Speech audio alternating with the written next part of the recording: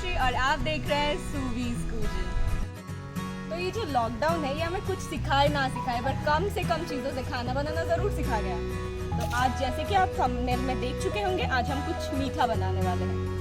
कम से कम, जैसे कि मैंने बोला, कम से कम चीज़ों से, सिर्फ 5 चीज़ों से हम बनाएंगे ये वाला मीठा, जिसे आप कुछ भी बोल सकते हैं, जैसे कि चॉकलेट लड्डू या चॉकलेट बॉल्स, कुछ भी। तो देर किस बात की, चलिए शुरू करते हैं।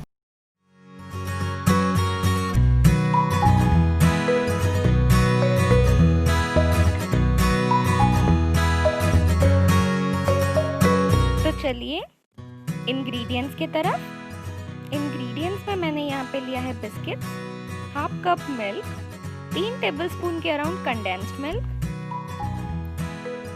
कोकोआ पाउडर और एक पैकेट चॉकलेट। आप पहले बिस्किट को अच्छे से मिक्सी में डाल के पीस लीजिए। मैं यहाँ पे मैरीगोल्ड वीटा यूज कर रही हूँ, आप अपने पसंद का कोई भी बिना क्रीम वाला बिस्किट ले सकते हैं।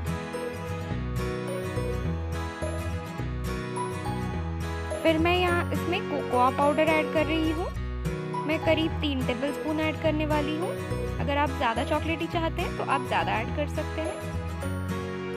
मैं यहाँ पे हर्शीज़ का यूज़ कर रही हूँ, आप कैडबरी या कोई और ब्रांड का भी यूज़ कर सकते हैं। एक बार अच्छे से मिला लीजिए।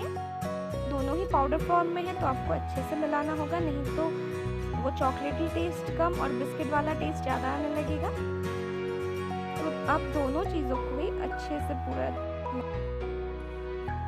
आप इसे हल्के हाथों से मिलाते रहें। जब ये 60 से 70% तक मिल जाए तो आप इसे बाउल से लेके एक प्लेट में शिफ्ट कर लीजिएगा। प्लेट में शिफ्ट करने से क्या होगा, आपको आसानी रहेगी हाथों से मिलाने में। फिर आप इसमें कंडेंस्ड मिल्क डालिए। मैं करीब 3 टेबलस्पून डाल रही हूँ।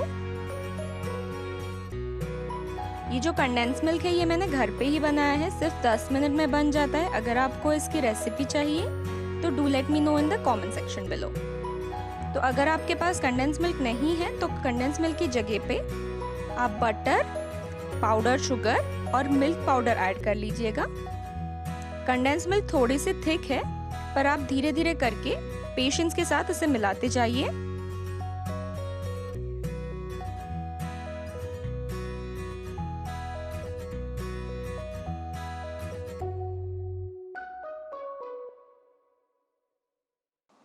आप इसमें धीरे धीरे करके दूध मिलाइए, एक साथ मत मिलाइएगा।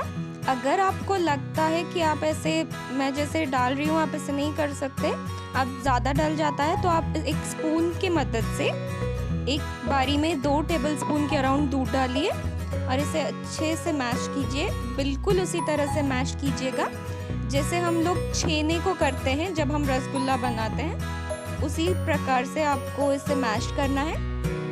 कुछ समय के लिए मैश करने के बाद आप इसे गूंद लीजिएगा, मतलब जैसे हम आटा गूंदते हैं ना, थोड़ा थोड़ा पानी डाल के, बिल्कुल उसी तरह से आप इसे गूंद लीजिए। जब ये सब इकट्ठा आने लगे, मतलब गूंदते गूंदते जैसे आटा इकट्ठा आने लगता है तो उसी तरह से इकट्ठा आने लगे, तब समझ लीजिए बन चुका है। तब हाथों में आप थोड़े से तेल ले लीजिए, क्योंकि ये बहुत ज़्यादा स्टिकी है।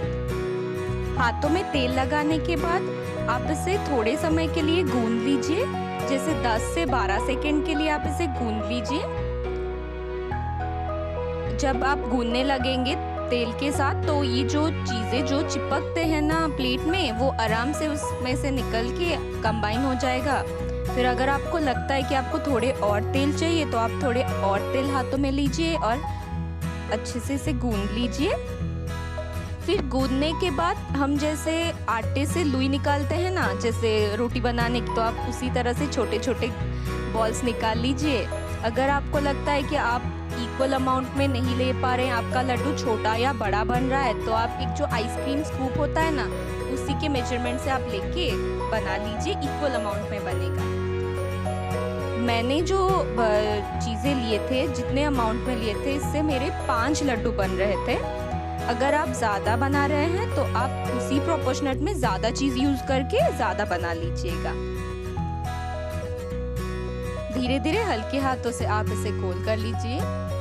ये ऑलमोस्ट मेरा हो चुका है। आप अगर चाहें तो आप इसे भी खा सकते हैं, पर मैं थोड़े से ज़्यादा एक्सपेरिमेंट कर रही हूँ, इसलिए इसे मैं 10 मिनट के लिए फ्रीज में डाल दूंगी। लड्डू को फ्रिज में छोड़ने के बाद अभी चलते हैं चॉकलेट मेल्ट की प्रोसेस में। तो चॉकलेट को आप पहले छोटे छोटे टुकड़ों में तोड़ लीजिए ताकि मेल्ट करने में आसानी रहे। चॉकलेट मेल्ट होने के बाद लड्डू को फ्रिज से निकाल के इसे कोट कर लीजिए। अच्छे से कोट कर लीजिएगा। ये जो प्रोसेस ये कम्प्लीटली ऑप्शनल है, आप वैसे ही बिना कोट किए भी खा सकते हैं, वैसे भी वो बहुत अच्छा लगेगा। या फिर आप अगर चाहें आप वाइट चॉकलेट से भी इसे कोट कर सकते हैं। आप इसे कोट करने के बाद थोड़ी देर के लिए इसे फ्रिज में छोड़ दीजिए ताकि चॉकलेट अच्छे से सेट हो जाए। थोड़ी देर मतलब 10 से 12 मिनट के लिए।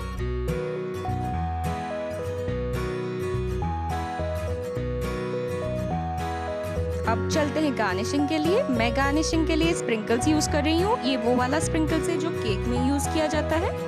अगर आपके पास ये नहीं है तो आप इसे व्हाइट चॉकलेट से भी ऐसे डिजाइनिंग कर सकते हैं, या फिर आप इसे ड्राई फ्रूट से भी गार्निश कर सकते हैं।